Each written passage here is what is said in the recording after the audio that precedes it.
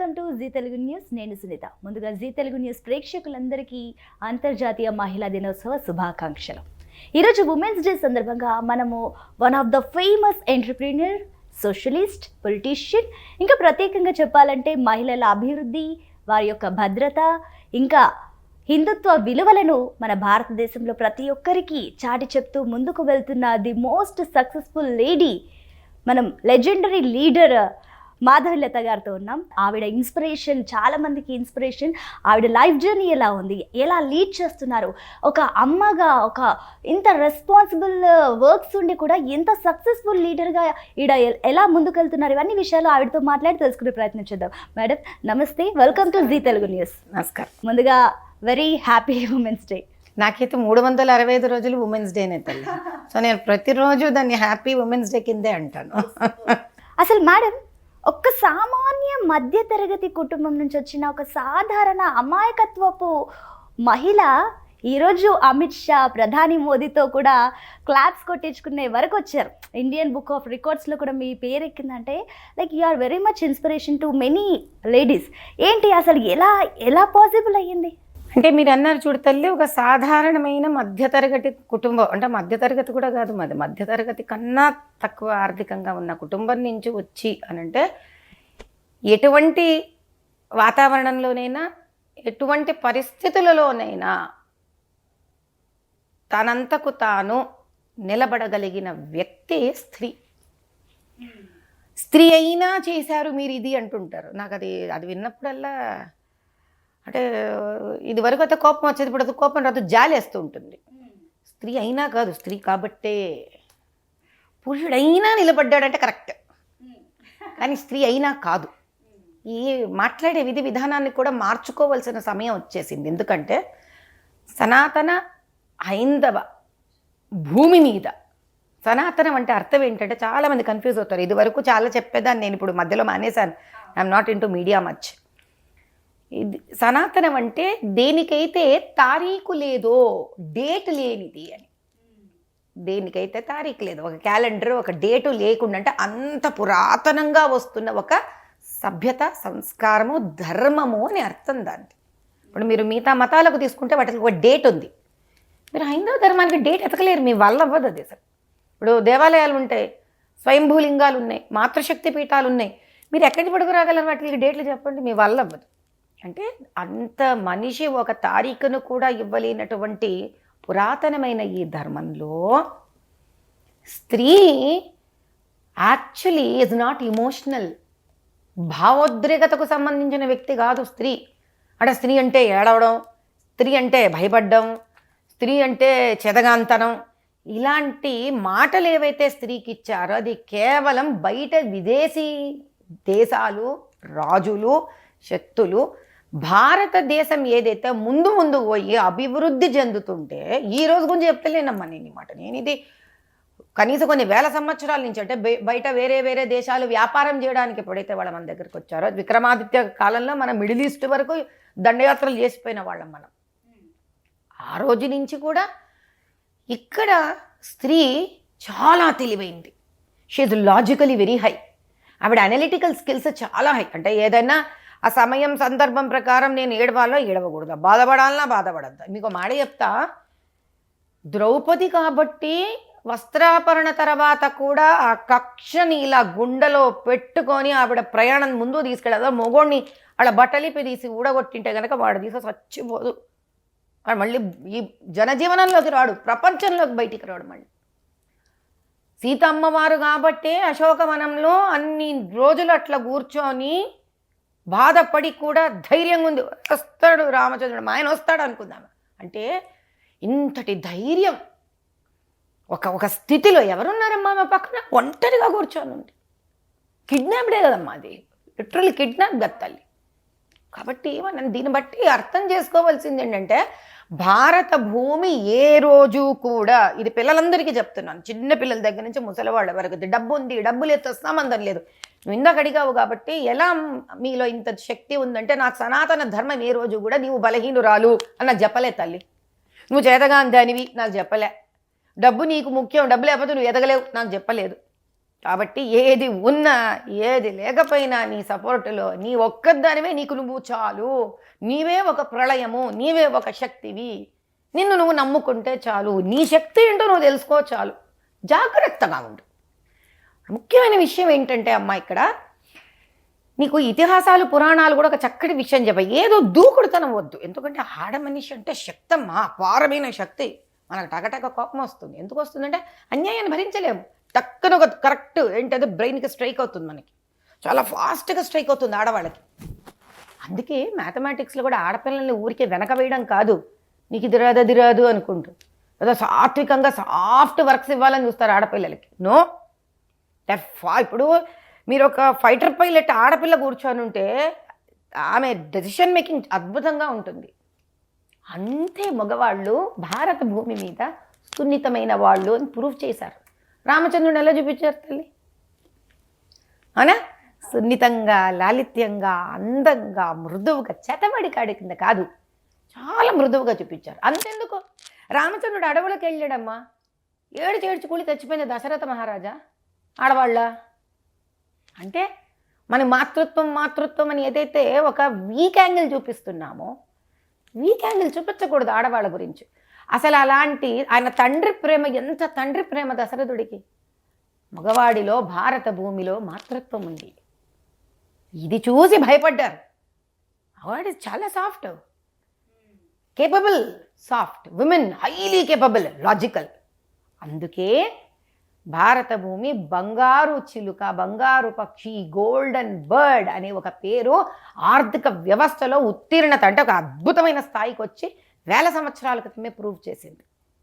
అది చూసి కన్నుబుట్టి కుళ్ళుబడ్డ ఎంతోమంది విదేశీ శక్తులు లేదు అంటే ప్రపంచానికంతా మనం ఈరోజు యువత తెలుసుకోవాల్సింది ఒకటే, ప్రపంచమంతా ఈరోజు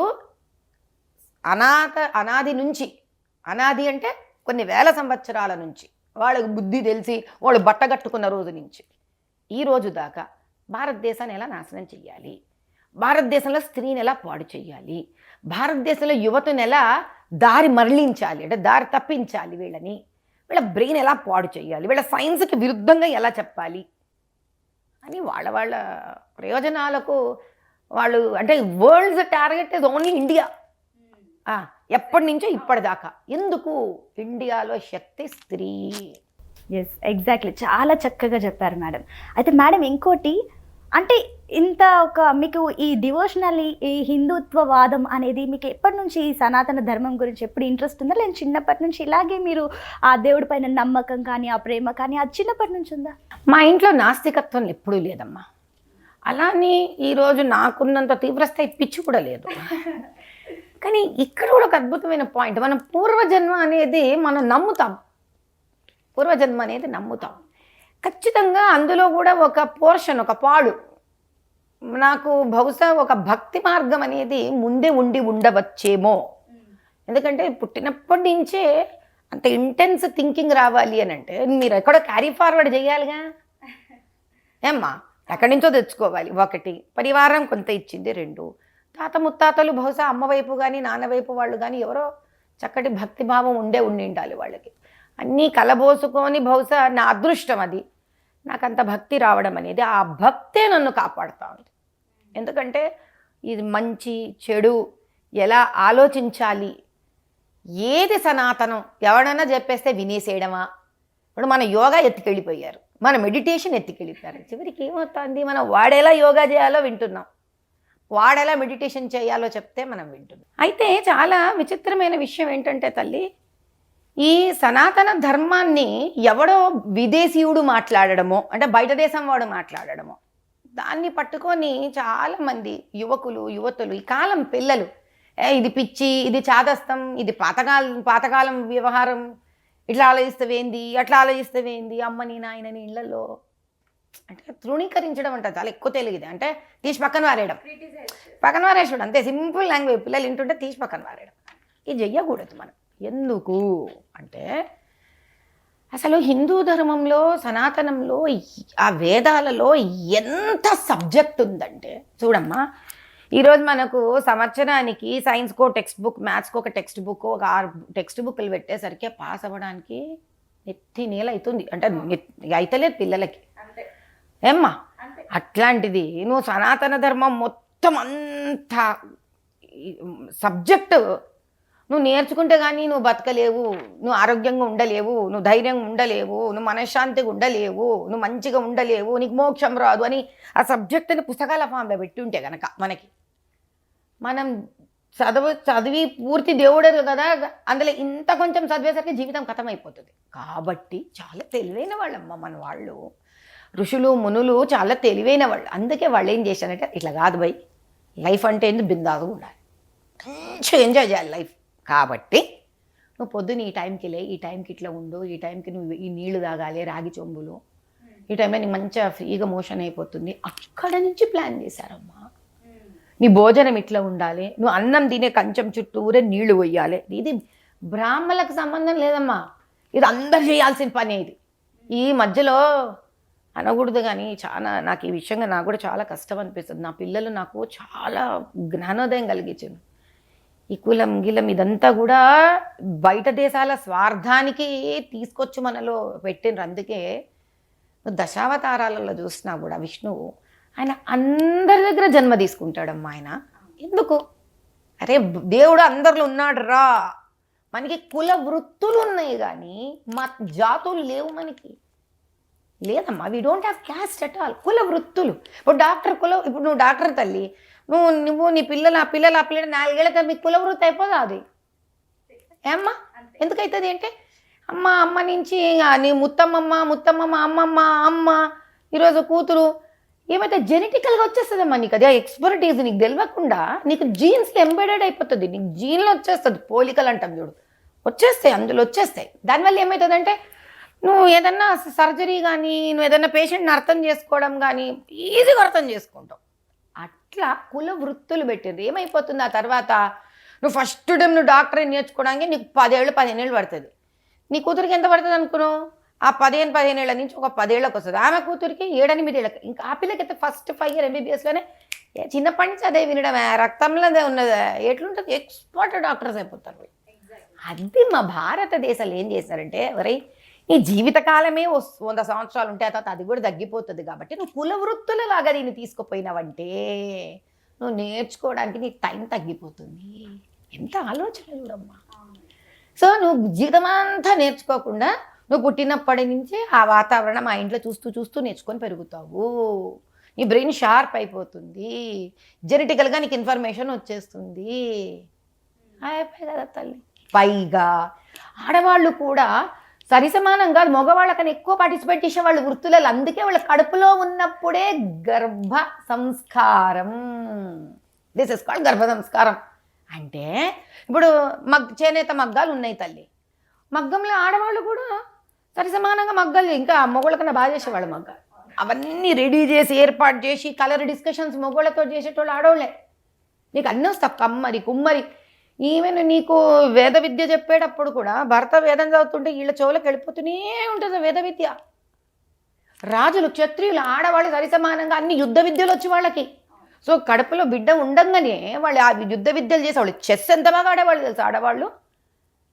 అందుకు ఆ కుల వృత్తుల రూపంలో పెడితే గర్భ సంస్కారం అప్పుడే ఆ బిడ్డకి భారతదేశంలో ఆల్రెడీ వచ్చేసి ఉండేది.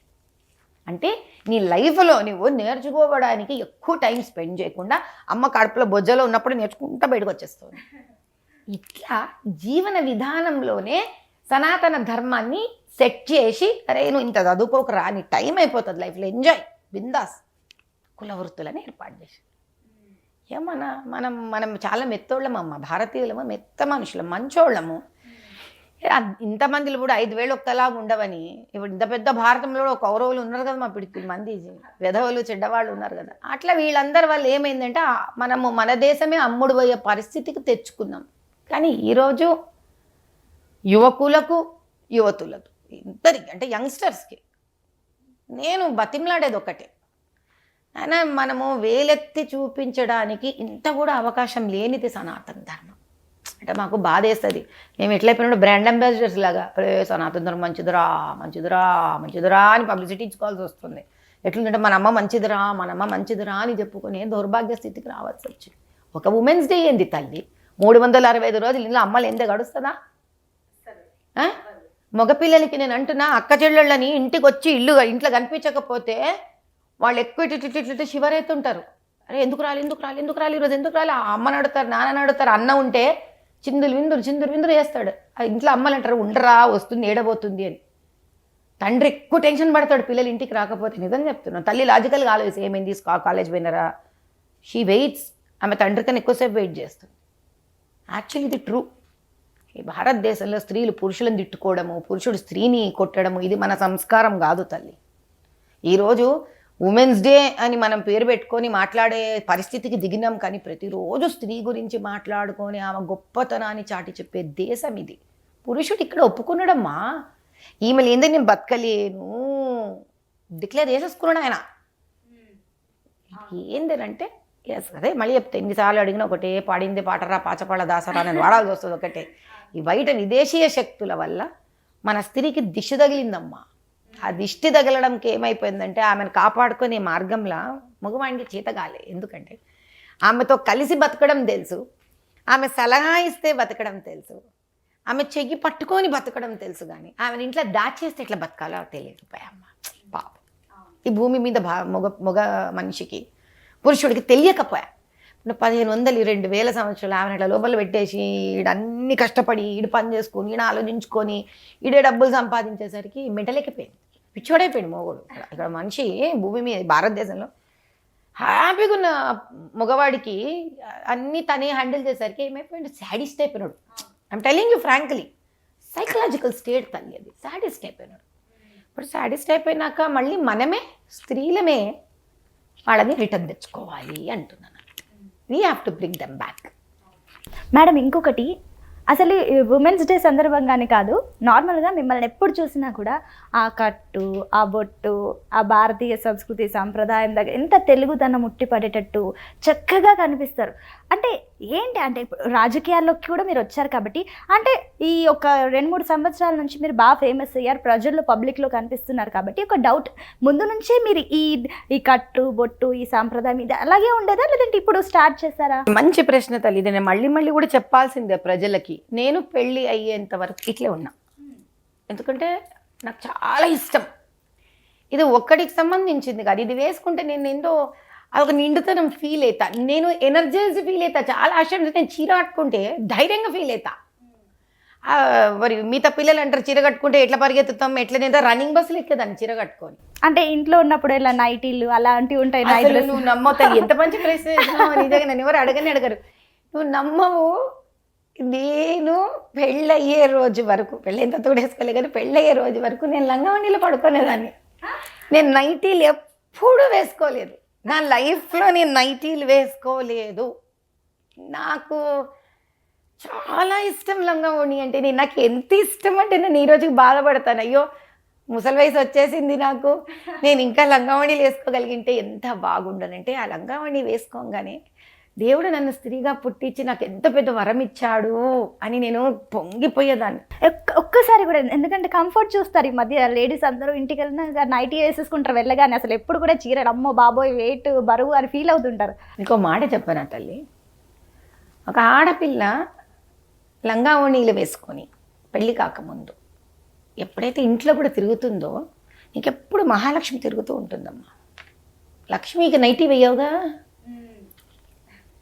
లక్ష్మీదేవి నైటీ వేసుకొని ఇంటికి తిరగదు కదమ్మా. మనకి మాత్రం మంచి నగలు వేసుకొని అందంగా కూడా లక్ష్మి ఇంట్లో తిరగాలి. మరి లక్ష్మి అంటే ఎవరు ఇంట్లో, నాన్నో అన్నో కాదుగా, ఆడపిల్లని, ఇంటి ఆడపిల్ల. మరి ఆడపిల్ల నైటీ వేసుకొని తిరిగితే లక్ష్మి అంటే తిరుగుతుంది తల్లి ఇంట్లో. నీకు ఎట్లా రావాలా లక్ష్మి? కాబట్టి అసలు నిన్ను నువ్వు లక్ష్మిలాగా భావించాలి కదా. నన్ను నేను అలా భావించేదాన్ని, మా ఇంటి అదృష్టం నేను, కాబట్టి నేను లక్షణకరంగా ఉండాలి, నేను హైందవ ధర్మాన్ని పాటించాలి. అప్పుడు మా ఇంట్లో మా అమ్మ, మా నాన్న, మా తమ్ముడు, మా పరివారానికి శుభం కలుగుతుంది. కాబట్టి నేను లక్షణంగా ఉండాలి. సో ఇట్ ఈజ్ నిన్ను భావించుకోవాలి. ఎట్లా నీవు నిజంగా సనాతన ధర్మం ప్రకారం, సనాతన ధర్మం స్త్రీ లక్షణకరం, స్త్రీ అదృష్టం అంటే నువ్వు ఫీల్ అవ్వాలి కదా అన్నమాట. సనాతన ధర్మం నీకు డిక్లేర్ చేసిందమ్మా. సనాతన ధర్మం నిన్ను ఇప్పుడు ఫస్ట్ టైం ఎంపవర్ చేసింది. నిన్ను ఏమని, నువ్వు దేవతాని ఎంపవర్ చేసింది. సనాతన ధర్మం నువ్వు దేవతాని ఎంపవర్ చేసింది. నీకు ఒక్కసారి నేను ఆల్రెడీ దేవతాని సనాతన ధర్మే నేను ఎంపవర్ చేసి డిక్లేర్ చేసినప్పుడు ఇంకా నువ్వు ఫీల్ కాకుంటే నువ్వు దేవతవని నేను ఎవడు ఫీల్ చేయించగలడమ్మా? ఓకే మేడం, ఇంకోటి అంటే మీరు ఇంత సాంప్రదాయంగా ఉన్నారు, ముందు పెళ్ళైన నుంచి- తర్వాత మళ్ళీ పెళ్ళైన తర్వాత మా వారికి కొంచెం నేను మోడర్న్ గా ఉండడం ఇష్టం ఉండింది. మ్మ్. అది నా సనాతన ధర్మమే. మా ఆయనకి ఎలా కావాలో అలా బతకడం కూడా నా సనాతన ధర్మమే. ఎగ్జాక్ట్లీ. కానీ ఇక్కడ ఒక చిన్న డౌట్, మీరేమో ఎక్స్ట్రీమ్ ట్రెడిషనల్, మీ సార్ వచ్చేసేమో ఎక్స్ట్రీమ్ మోడర్న్. ఎలా అసలు మీరేమో ఇంత సనాతన ధర్మం అంటే అసలు పడి చచ్చిపోతారు, ఇంత నమ్మకం, ఇంత భక్తి, అలాంటిది ఇంత మోడర్న్, ఎక్స్ట్రీమ్ మోడర్న్ పర్సన్ ఎలా మీరు ఇష్టపడ్డారు, ఏంటి, ఎలా? ఇది ఎలా ఉంటుందంటే తల్లి, ఎవరు ఏదైనా ఎక్స్ట్రీమ్ ఉండొచ్చు నాన్న, తప్పేమీ లేదు ఇందులో. కానీ నా ఎక్స్ట్రీమ్ ఆలోచన విధి విధాన్ని ఆయన గౌరవిస్తున్నారా లేదా, నాకు ఆ స్పేస్ ఇస్తున్నారా లేదా, ఆయనకున్న ఒక ఎక్స్ట్రీమ్ లైక్స్ అండ్ డిస్లైక్స్కి నేను స్పేస్ ఇచ్చి గౌరవిస్తున్నానా లేదా అనేది ముఖ్యం. ఇప్పుడు మేము అందరూ ఏ భార్యాభర్త అయినా వేరే వేరే కుటుంబాల నుంచి, సంబంధం లేని కుటుంబాల నుంచి పుట్టి పెరిగి పెద్దవాళ్ళ మొత్తం వేరే వేరే స్కూళ్ళల్లో చదువుకుంటాం. వేరే వేరే వాతావరణాలు, మా ఎక్స్పీరియన్సెస్ వేరు, జెండర్స్ వేరు, మా అనుభవాలు వేరు, మా ఇష్టాలు వేరు. ఒకటి ఎందుకు అవుతాము? ఇద్దరు, ఒక స్త్రీ పురుషుడు ఒక పెళ్ళి వివాహం అనే బంధంలో ఎందుకు ముందుకు వస్తారు అని అంటే, మనలో లేనిది ఆ వ్యక్తిలో ఏదో మనకు నచ్చి, మరి అది మనం రెస్పెక్ట్ చేయాలి కదా. మనకు లేదు కానీ బాబులే బాగుందే, ఇది ఇలా కూడా ఇంట్రెస్టింగ్గా ఉందే, ఇలా కూడా ఉంటే ఒక మంచి ఫీల్ ఫ్యాక్టర్ వస్తుంది అని స్త్రీ అనుకున్న పురుషుడిలో చూసి, పురుషుడు అనుకున్న అది స్త్రీలో చూసి దాన్ని జీవితాంతము గౌరవించగలగాలి. నన్ను మా వారు చూసినప్పుడు నేను చీరలో ఉన్నాను, నేను ప్యాంట్ షర్ట్లో లేను, నేనేం ఫ్రాక్స్లో లేను, గౌన్స్లో లేను, పంజాబీ డ్రెస్లో కూడా లేను, నేను చీరలో ఉన్నా. అది చూసే కదా ఇష్టపడి ఆయన పెళ్లి చేసుకున్నారంటే నన్ను ఆ పద్ధతిని ఆయన గౌరవించగలగా. అంటే ఎలా, లవ్ మ్యారేజా, అరేంజ్ మ్యారేజా? అది ఇంకా పెద్ద స్టోరీ. దాన్ని ఇంకో రోజు జీతం ఇంకొక ఎపిసోడ్ చేద్దాం మనం, ఇంకొక ఎపిసోడ్ చేద్దాం. నేననేది ఏంటి అంటే, అదే విధంగా ఆయనలో కూడా అంత తెలివి, ఆయన చదువుకొని కష్టపడి ఒక వ్యాపారవేత్తగా ఆయన ఏదైతే నిలబడ్డారో, ఆధునిక ఆలోచన విధి విధానం నేను ఇష్టపడ్డాను. కాబట్టి నాకు కావలసినప్పుడు ఆయన పూజలలో కూర్చున్నారు, సనాతనం బట్టలు వేసుకొని. ఆయనకు నాకు కావలసినప్పుడు ఆయనతో పాటు ఫారిన్ కంట్రీస్ అక్కడెక్కడైనా తిరిగినప్పుడు కానీ ఆయనతో పాటు ఎక్కడైనా ఉండి ఆయనకు నచ్చినప్పుడు ఆధునిక బట్టలు నేను వేసుకోవడం జరిగింది.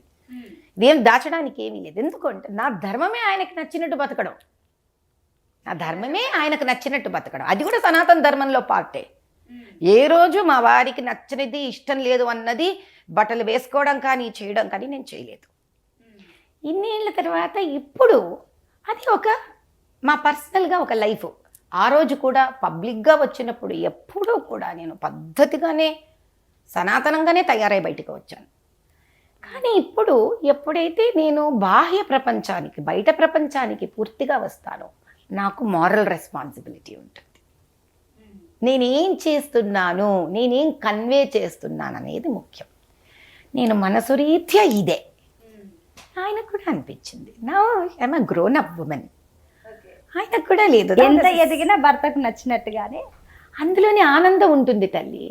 అది నచ్చినట్టు ఉండడంలో దాసోహం కాదు, అదొక ఆనందం. ఇప్పుడు మనం పిల్లలు నచ్చినట్టు వంట చేస్తామా, చెయ్యమా? చేస్తాం. Yes no?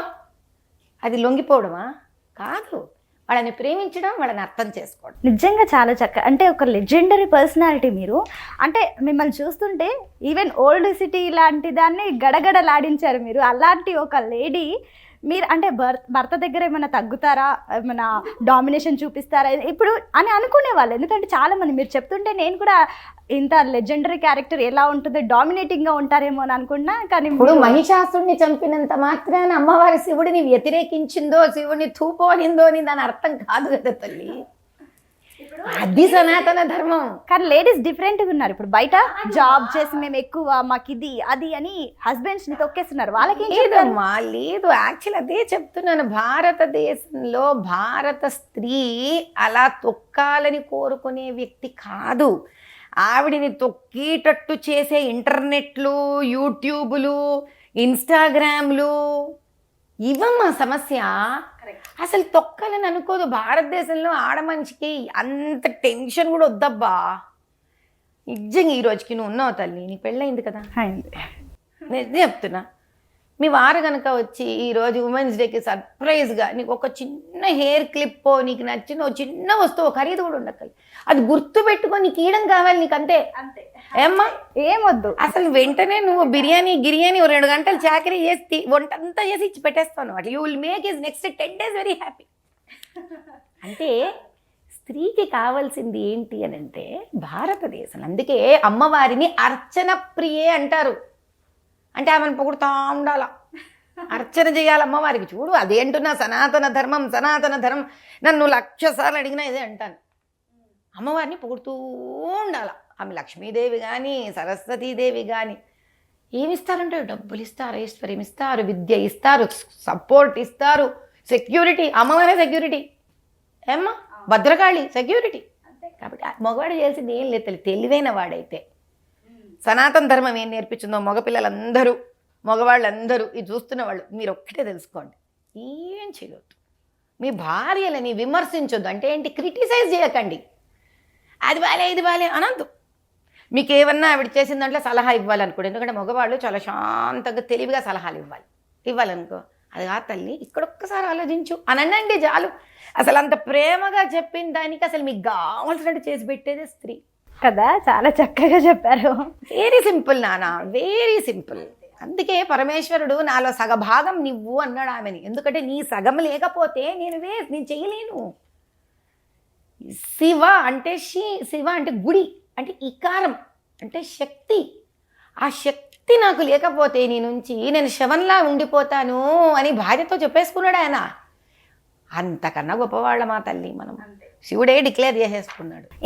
ఇంత ఆధ్యాత్మికవేత్త మీరు సడన్గా రాజకీయాల్లో ఎలా, అంటే ముందు నుంచి మీకు ఆ కళ ఉందా ఏంటి, అసలు మీ ఇన్స్పిరేషన్ ఏంటి రాజకీయాల్లోకి రావాలని? అంటే ఒకటి తల్లి, నా సబ్జెక్ట్ ఎంఏ పొలిటికల్ సైన్స్. అంటే నేను చిన్నప్పటి నుంచి ఎక్కడో ఆమె బేసికలీ పొలిటికల్ ఆస్పైరరే. అంటే నిజాం కాలేజ్లో ఉన్నప్పుడు నేను చీఫ్ కోఆర్డినేటర్ ఉన్నాను. దాని తర్వాత స్కూల్ డేస్లో కాలేజ్ డేస్లో ఉన్నప్పుడు కూడా నేను లీడర్ ఉన్నాను, యూత్ లీడర్ లాగా ఉన్నాను. అంటే బేసిక్ ఎక్కడైనా అన్యాయం అధర్మం జరిగితే నేను తట్టుకోలేను తల్లి. నా అంతకు నేను పోయి ఏదో పాలిటిక్స్లో నిలబడతాను, నన్ను గెలుచుకోండి మనస్తత్వం కాదు.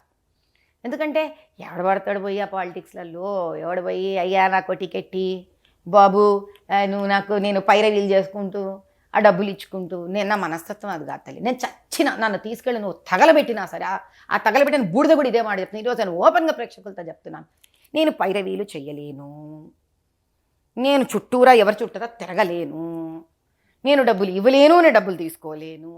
నేను చచ్చిన బతికిన న్యాయం ధర్మంతో నేను చస్తా బతుకుతా. నా శ్వాస నిశ్వాస అంటే నేను గాలి పీల్చుకుంటా, నేను గాలి వదులుతాను, ఇదే. కానీ ఎక్కడైనా అన్యాయం జరిగితే అది కనుక నా చెవులో పడినా, అది కనుక అమ్మాని పరిగెత్తుకుంటే ఎవరైనా నా దగ్గరకు వస్తే భద్రకాళి రూపం దారి తాల్పిస్తాను. నేను ఇంకా న్యాయం నన్ను ఎవడు పట్టించుకోలేను, నన్ను ఎవరు హోల్డ్ చేయలేరు. నెక్స్ట్ నా సనాతన ధర్మాన్ని కానీ నా దేవుళ్ళని కానీ మా అమ్మవార్ల జోలికి ఎవడైనా వచ్చి నోరు ఎట్లా పడితే అట్లా మాట్లాడితే నాలిక చీరేస్తాను నేను. ఎందుకంటే నీ రాజకీయాలు నువ్వు రాజకీయాలు చేసుకో, that's none of my business. అందుకని రాజకీయాలు ఆ రోజు దక్కరాలు. ఎప్పుడైతే కౌసల్యమాత గురించి, రామచంద్రుడి గురించి, ఓల్డ్ సిటీ చార్మినార్ భాగ్యలక్ష్మి గురించి నోటి ఎట్లా పడితే ఎట్లా వీళ్ళు పేలడం మొదలుపెట్టారో ఆ రోజునే నిర్ణయించుకున్నాను, ఎక్కువ క్రాస్ అయినావు లైను. నువ్వు లైను పాలిటిక్స్లో పెట్టుకో, నువ్వు మతపరంగా ఎందుకు వస్తున్నావు నువ్వు ఇటు పక్కకి? ఎవడు నువ్వు? దట్ డే ఐ డిసైడెడ్ రాజకీయాలు ఎట్లనన్నా ఉండని, అమ్మవారి దయ అయింది. పెద్దలు ఢిల్లీ నుంచి మరి ఏమి పాపం దయదలిచి చూసి టికెట్ ఇచ్చారో, కానీ అమ్మవారిని ఒకటే కోరుకున్నా, నువ్వు నాకు ఒక అవకాశం ఇయ్యి, చీల్చి చెండాడాలి అన్న ఒక ఆవేశం అయితే నాలో వచ్చింది, ఆలోచన వచ్చింది, నిర్ణయం కూడా వచ్చింది. ఆ స్పీడ్ కూడా చూపించారు మీరు అంతే ఫాస్ట్గా కూడా. ఇలా చిటికేలో 2023 నుంచి, అంతకుముందు మీరు ఏమైపోయారో, మీరు సేవల్లో ఎక్కడున్నారో తెలియదు, కానీ 2023 నుంచి కోంపెల్ల మాధవిలత ఈజ్ ఫైర్ బ్రాండ్ అంటే ఫైర్, ఇంకా అలా కనిపించారు. మెత్తగా ఉన్నానమ్మా. 20 ఏళ్ళు నా వాటికి ఏదో నేను చారిటబుల్ పనులు చేసుకుంటూ అట్లా పాప ముస్లిం పసమంది ఆడవాళ్ళకే చేస్తున్నా, హిందూ ఆడవాళ్ళకే చేస్తున్నా, 1008 ఫ్రీ డెలివరీస్ డిక్లేర్ చేశాను.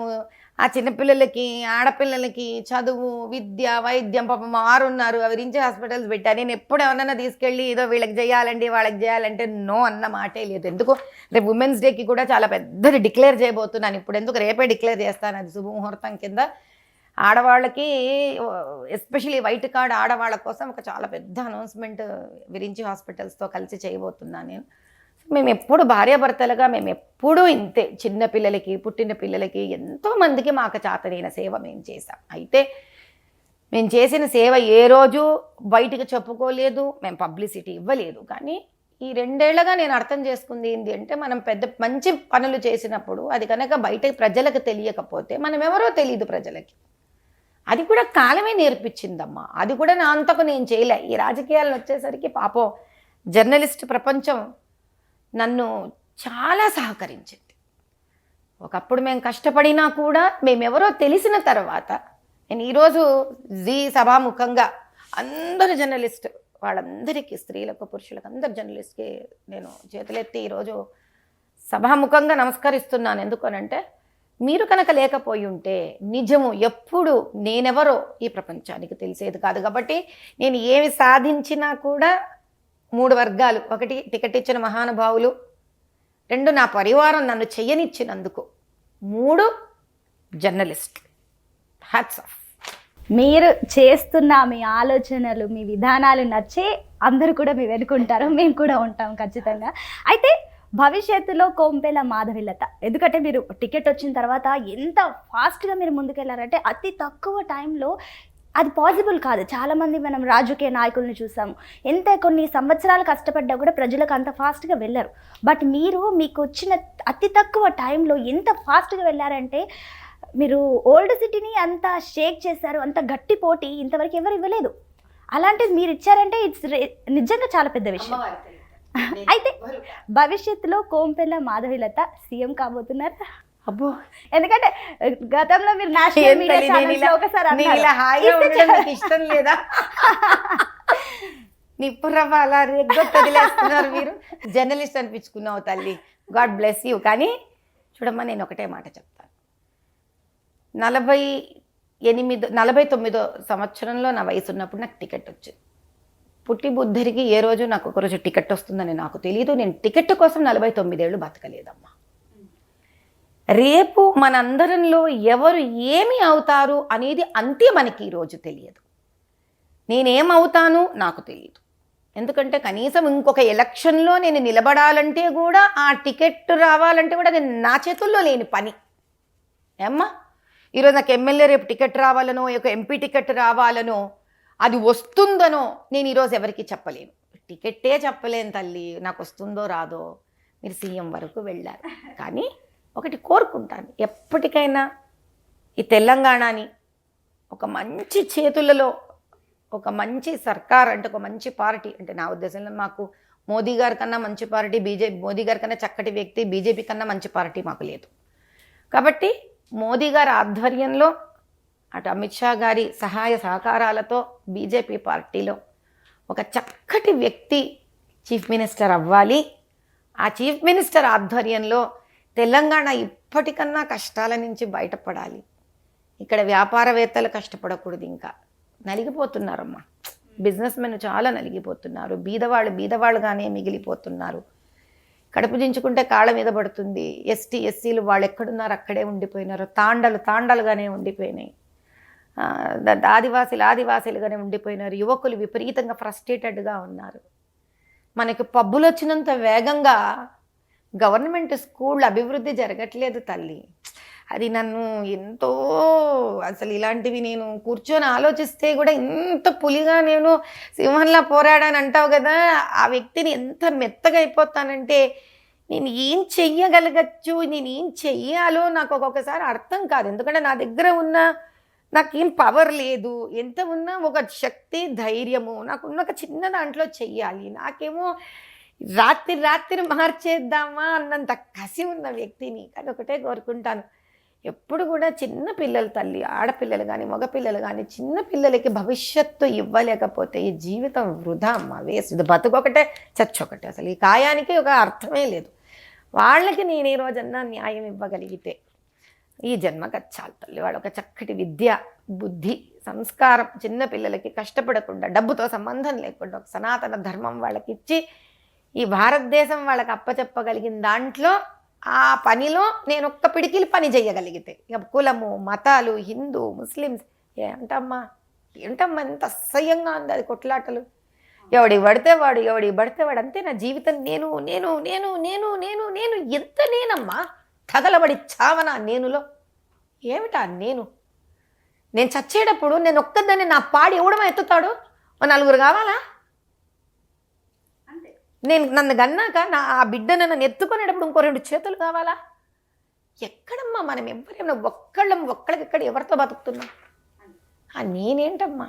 ఇంకోటి, మీరు నిజంగానే సామాజికంగా మీరు అందరూ అభివృద్ధి కావాలి, మహిళల అభివృద్ధి కానివ్వండి, వారి భద్రత కోసం, ఈవెన్ మీరు ఇప్పుడు కొత్తగా ఇంకొక బాంబు పేల్చబోతున్నారు, ఒక ట్విస్ట్ ఉంది అని చెప్పేసి కూడా అంటున్నారు. అంటే మీకు సోషల్ పరంగా సమాజం పట్ల మీకున్న చిత్తశుద్ధి అది క్లియర్గా అందరికీ తెలిసిందే. ఇంకా మజ్లిస్ కోసం కూడా మీరు వ్యతిరేకంగా పోరాడుతున్నారు. And at the same time ఇటు చట్టసభల్లో మహిళా రిజర్వేషన్ బిల్లు కోసం దానికి సంబంధించి మీరేమంటారు, ఆల్రెడీ బీజేపీ దానికోసం ట్రై కూడా రావాలి కాబట్టి ఆడవాళ్ళు రావాలి, అన్ని రంగాల్లోనూ రావాలి. ఏందమ్మా ఇప్పుడు మీరు లోకమాత అహిల్యాబాయి హోల్కర్ ఉన్నారు, ఆవిడ భర్త చనిపోయాక ఆవిడకి రాజ్య పట్టాభిషేకం చేయడం జరిగింది. నీకు భర్త ఫేమస్ అయ్యాడా, భార్య ఫేమస్ అయిందా? భార్యని. ఎగ్జాక్ట్లీ. ఇప్పుడు ఝాన్సీ లక్ష్మీబాయి ఉంది, ఆమె ఫేమసా, మా భర్త ఫేమసా? ఆమెనే. రుద్రమదేవి ఫేమసా, మా భర్త ఫేమసా? అంతే, రుద్రమదేవి. అంటే ఒక స్త్రీకి నువ్వు ఎప్పుడైతే అడ్మినిస్ట్రేషన్ అప్పచెప్తావో అసలు చరిత్ర గుర్తుపెట్టుకొని ఎలవల్లో ఉన్నారమ్మా వాళ్ళు. కాబట్టి రాజకీయంలో ఆడవాళ్ళు రావాలి. కానీ ఎలాంటి ఆడవాళ్ళు రావాలి అని అంటే, దేశం కోసం, ప్రజల కోసం మాతృత్వం. మా నరేంద్ర మోదీ గారు అదే అంటారు, మాతృశక్తి అభియాన్. హిందీ రాని వాళ్ళకు చెప్తున్నా, అంటే ప్రధానమంత్రి మోదీ గారికి ఒక స్త్రీలో ఉన్న మాతృత్వాన్ని గౌరవించాలి, స్త్రీలో ఉన్న మాతృత్వాన్ని ముందుకు తీసుకొని వెళ్ళాలి అన్న తపన ఉంది ఆయనకు. కాబట్టి ఆ మాతృత్వంతో కూడిన ఆడవాళ్ళు బయటికి రాజకీయంలోకి దయచేసి రండి. మీరు రాజకీయ పార్టీలకు సంబంధించిన వాళ్ళు ఉండక్కర్లేదు, రాజకీయ కుటుంబాలకు సంబంధించి ఉండక్కర్లేదు, దేశానికి సేవ చేస్తాను అనే ఒక ఆలోచన మీలో ఉంటే కనుక మీరు ముందుకు రండి. అటువంటి స్త్రీలు ప్రధానమంత్రి మోదీ గారి ఆధ్వర్యంలో వచ్చిన రిజర్వేషన్లు అటువంటి స్త్రీలు ఎంపిక పడాలి, వాళ్ళు ముందుకు వెళ్ళాలి, దేశాన్ని సురక్షితంగా సంరక్షించాలి. ఆదిశక్తి భారత భూమిని, భారత మాతను సంరక్షించడమే కాదు, ఆవిడ్ని ఒక అద్భుతమైన భవిష్యత్తులోకి తీసుకెళ్ళి ప్రపంచంలోనే విశ్వగురువుగా నిలబెట్టించగలగాలంటే స్త్రీ శక్తి లేదే జరగదమ్మా. ఇంకొకటి ఉమెన్స్ డే సందర్భంగా అసలు ఆడవాళ్ళు ఎలా ఉండాలి, ఒక మహిళ ఏ రకంగా ఉండాలో మిమ్మల్ని చూస్తే అందరికి అర్థమవుతుంది. ఆ ముక్కు పుడక, ఆ బొట్టు, ఆ నగలు, ఆ రుద్రాక్షలు, ఎక్కడ చూసినా కూడా తెలుగుదనం, ఆ సంప్రదాయం, అసలు ఏదైతే ఆ డివోషనలిజం అనేది బాగా కనిపిస్తుంది. కానీ ఇప్పుడు జనరేషన్ గురించి మాట్లాడితే ఇక్కడ చిన్న చిన్న షార్ట్లు, ప్యాంట్లు, చినిగిన ప్యాంట్లు, అసలు విచ్చలవిడిగా అసలు ఏమనిపిస్తుంది మీకు ఈ కల్చర్ని చూసి? మీరు ఇంత ట్రెడిషనల్గా ఉంటారు కదా, సో ఇలాంటి వాళ్ళని చూస్తుంటే మీకు ఏమనిపిస్తుంది? చిన్నప్పుడు మోగ్లీ అని ఒక యానిమేషన్ సీరియల్ వచ్చేది, నువ్వు చూసావా? అవును, చూసా. ఏమ్మా వాడు ఎంత వాడమ్మా, చిన్న విధ అవునా, ముద్దుగా ఉంటుంది. యానిమేషన్లు బాగా చేశారు, మేము కూడా చూసాం మా చిన్నప్పుడు. అలాంటి ఒక మొగిలి లాంటి వయసు ఉన్న పిల్లవాడు ఊర్లో కూడా ఉంటాడు కదా. కానీ మొగిలి ఎందుకు అలా అడవి పిల్లాడిలాగా పెరిగాడు? ఎందుకంటే జంతువుల మధ్యలలో పెరిగాడు. ఈరోజు ఉన్న చిన్న పిల్లల్ని, ఈ యువతులని మీరు అడవి అంటే పాప అడవి మంచివి, ఆ జంతువులు తినేకుండా పెంచుకున్నాయి, అట్లీస్ట్ అవి మనకన్నా మంచివి. కానీ ఈ ఆధునికత అనే ఒక చండాలమైన భయంకరమైన ప్రపంచంలో ఒక చిన్న పసిపిల్లల్ని వేస్తే వాళ్ళ మొగిలిలాగే తయారవుతారు కదమ్మా. చాలా మంచి ఎగ్జాంపుల్ పిల్లల్లో లేదమ్మా. విపరీతంగా వాళ్ళల్లో ఉద్రేకపరుస్తున్న ఆ కోరికలని రెచ్చగొట్టడం అంటారు వీటిల్ని. ఆ సీరియల్స్ అని ఏంటమ్మా, ఈ రోజుకి నేను సరదాగా చిన్నపిల్లలు అప్పుడప్పుడు గేమ్లు ఆడుకుంటుంటాను, బస్సు గేము, కారు గేము. అవి ఎవరు ఆడతారమ్మా బేసిక్గా? ఈ రోజుకి నా మొబైల్ ఎప్పుడైనా మీకు ఓపెన్ చేసి చూపిస్తారు. ఆ బస్సులో ప్యాసింజర్లను కూర్చోబెట్టడం ఎవరు ఆడతారు? 8-9 ఏళ్ల పిల్లలు ఆడతారు. వాళ్ళు కూడా ఇంకా చిన్న వాళ్ళే ఆడతారు. ఇంకా ఆ వయసు వాళ్ళు కూడా ఇప్పుడు మానేశారు అట్లా పబ్జీలని ఏవేవో. అవన్నీ నాకు తెలియవు, నాకు రావు. నేను చిన్న పిల్లలు మేబీ ఒక 6 ఏళ్ళు 7 ఏళ్ల పిల్లలు ఆడే ఆటలు ఆడతా. అప్పట్లో ఏదో రిమోట్ గేమ్లు ఇట్లా ఉండే, ఫోన్లు లేని కాలంలో గేమ్స్ కొంచెం యానిమేటెడ్గా ఆడతా. ఆ గేమ్లో కూడా అసభ్యకరమైన యాడ్స్ వస్తాయి అమ్మా. ఇప్పుడు అదే యాడ్ ఒక 7 ఏళ్ల పిల్ల 8 ఏళ్ల పిల్ల చూస్తోంది అనుకోండి, మూతి పెట్టి ముద్దులు వేసుకునే యాడ్లు అన్నీ వస్తాయి అక్కడ. ఏమవ్వాలి ఆ పిల్లకి? వాడు ఏం చేస్తాడంటే ఫ్యాషన్ డిజైనింగ్ అని ఒక ఆట పెడతాడు ఈ మధ్యలో. ఆడ మనిషి బట్టలు లేకుండా నిలబడుతుంది, నువ్వు దానికి చెడ్డీ వేస్తావా, దానికి నువ్వు ఒక చిన్న గుడ్డపీలిక ఇస్తావా, పైన ఎంత తక్కువ బట్టలు వేస్తావు. వాడు ఈ పిల్ల ఫియాన్సే లవ్వర్ వాళ్ళ అమ్మని పోయి, ఫియాన్సే కదా లవ్వర్ వాళ్ళ అమ్మని ఇంప్రెస్ చేయాలి అని ఇంగ్లీష్లో ఒక సెంటెన్స్ ఇస్తాడు. వాడు ఏ బట్టలు ఇస్తావు అంటే పిల్లలకి తెలియకుండానే వాడు ఎటు తీసుకుపోతున్నాడు చూడు. ఓహో, వాడు మంచి బట్టలు వేసినావు అనుకో ఇంటికి కొడతాడు, fail fail fail fail fail అని ఇస్తాడమ్మా. అంటే నువ్వు ఆ చెడ్డీ వేసేదాకా వాడు నేను ఫెయిల్ కొడుతూనే ఉంటాడు. ఓహో, చెడ్డీ వేసుకోవాలి, లవ్వర్ని వెళ్ళగలవాడు, నువ్వు చెడ్డీ వేసుకోవాలి అని నువ్వు ఏ వయసు పిల్లలకి చెప్తున్నావు? ఎవరితో మా తప్పు? ఇటువంటి గేమ్స్ని, ఇటువంటి గూగుల్ యాడ్స్ని వీటిని ఎంకరేజ్ చేస్తున్న వాళ్ళని అనాలా, ఆ చిన్న గేమ్ ఆడుకుంటున్న బిడ్డని అనాలా, ఎవరిని అనాలి? నాకు విరక్తి. నేను అదే అంటున్నాను, ఎప్పుడైతే నేను ఈ బయట ప్రపంచంలోకి రావడం మొదలుపెట్టానో తప్పు సామాన్య మనిషిదా తప్పు అంటే సామాన్య మానవుడు అంత అమ్మాయి కూడా నాకు కనిపించట్లేదు పాపం. This is a bigger scam నాన్న. అందుకే అన్నాను సనాతన ధర్మాన్ని ఎందుకు నేను ముందుకు తీసుకెళ్తున్నానంటే, తండ్రి ఈ స్వార్థపూరితమైన ప్రపంచంలో చిన్న పిల్లల దగ్గర నుంచి మనం అందరం బతుకుతున్నాము. స్వార్థపూరితమైన ప్రపంచాన్ని నువ్వు ఆపలేవు. కోవిడ్ నువ్వు ఆపలేకపోయావు.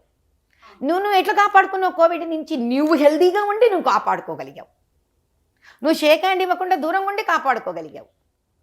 నువ్వు హైజీనిక్గా ఉండి కాపాడుకోగలిగావు. అంటే నిన్ను నువ్వు మంచి మార్గంలో పెట్టుకొని నువ్వు కోవిడ్ నుంచి కాపాడుకోగలిగావు తప్ప బయట నుంచి ఒక వ్యాక్సిన్ వేసుకొని కాపాడుకోగలిగావు. ఆ వ్యాక్సిన్ సనాతన ధర్మం. సో నా సనాతన ధర్మం వ్యాక్సిన్ వేసుకో. అందులో నుంచి వచ్చిన ఒక విద్య నుంచి, ఒక పద్ధతి నుంచి, సంస్కారం నుంచి నేను క్లీన్గా పెట్టుకో. కోవిడ్ లాంటి ఎన్నో స్కాములు జరుగుతూ ఉంటాయి నీ చుట్టూరా. ఒక యాడ్ రూపంలో కానీ, ట్విట్టర్ రూపంలో కానీ, ఇన్స్టాగ్రామ్ రూపంలో కానీ, టిక్టాక్ రూపంలో కానీ బుర్ర చెడుపుతూనే ఉంటారు. చెడకుండా నిలబడే ధైర్యము, స్థిరత్వము, యాంకరింగ్ నీకు సనాతన ధర్మం ఇస్తుంది. కాబట్టి సనాతన ధర్మం ఇస్ ఎ వ్యాక్సిన్ నాన్న. అందుకే వేసుకోండిరా నాన్న వేసుకోండిరా అని చెప్తూ ఉంటా 10 సార్లు. చెడిపోకూడదు, పాడైపోకూడదు. మన పిల్లలే కదా, మా నా పిల్లలే కదా, భారతమాత పిల్లలే కదా వీళ్ళు బాగుంటే కదా తల్లి రేపు దేశము ముందుకు వెళుతుంది. తప్పన ఒక తల్లిలాగా తప్ప ఇంకెంతకాలం బతుకుతానమ్మా నేను. కాబట్టి బతికినంతకాలం ఇది చెప్తూ ఉంటాను. అది పిల్లలకి నచ్చినా నచ్చకపోయినా, ఏమిటి ఈరోజు ఈవిడంతా గొప్పలు మాట్లాడుతుంది, వాళ్ళు ఏమనుకున్నా నాకు బాధలేదు. ఎందుకంటే నా పిల్లలు ఏదో అంటారు, అనడమే వాళ్ళకున్న స్వేచ్ఛ, అది అనాలి కానీ వినాలి. ఎగ్జాక్ట్లీ. అంటే ఇప్పుడు బయట భారతదేశం ఎలా ఉన్నా ఇప్పుడు ఇంట్లో నుంచి స్టార్ట్ అవ్వాలి. అన్నట్లు ఏదైనా మన నుంచి స్టార్ట్ కావాలి, మన ఇంట్లో నుంచి స్టార్ట్ అవ్వాలి. ఇంట్లో మహిళ ఎవరున్నా సరే వాళ్ళు ఏ రకంగా నేర్పిస్తారు, ఏ రకంగా పిల్లల్ని ఎడ్యుకేట్ చేస్తారు, అదే రకంగా సొసైటీ కూడా రన్ అవుతుంది. సో ఇంటి నుంచి స్టార్ట్ అవుతుంది. అండ్ మీరు ఎలా స్టార్ట్ చేస్తారు ఇంటి నుంచి? మీరు సక్సెస్ఫుల్ మదర్ ఆఫ్ 3 children కాబట్టి వాళ్ళని ఎలా డీల్ చేస్తారు? ఎందుకంటే ఇప్పుడు పిల్లవాడు ఏడ్చాడంటే ఫోన్ చేతిలో పెట్టేస్తారు పేరెంట్స్. పిల్లవాడు ఏడ్చినప్పుడు ఫోన్ చేతుల్లో పెట్టకండి. పిల్లవాడు ముందు నుంచే పెట్టచ్చు మీరు కావాలంటే ఫోన్ చేతుల్లో. కానీ ఏ విషయం ఓపెన్ చేసి ఫోన్లో ఏవి చూడాలని నేర్పిస్తూ పెడుతున్నామనేది ముఖ్యం. నేను మా పిల్లలకి చాలా చిన్న వయసులోనే ఐప్యాడ్స్ ఇచ్చేసాం చేతికి.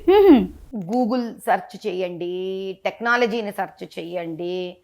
ఏదైనా నన్ను అడిగారు, వాళ్ళ నాన్నని అడిగేవాళ్ళు, వాళ్ళ నాన్న విని అది ఎక్స్ప్లెయిన్ చేసి వాళ్ళ నాన్న వెళ్ళిపోయిన తర్వాత, సరే నీకు దీని గురించి తెలియదు కదా, సో గూగుల్లో చదువు, సన్ అంటే ఏంటో చదువు, మ్యాగ్నెటిక్ ఫీల్డ్ అంటే ఏంటో చదువు, రాముడు అంటే ఎవరో చదువు, సరే ఓపెన్ చేయి.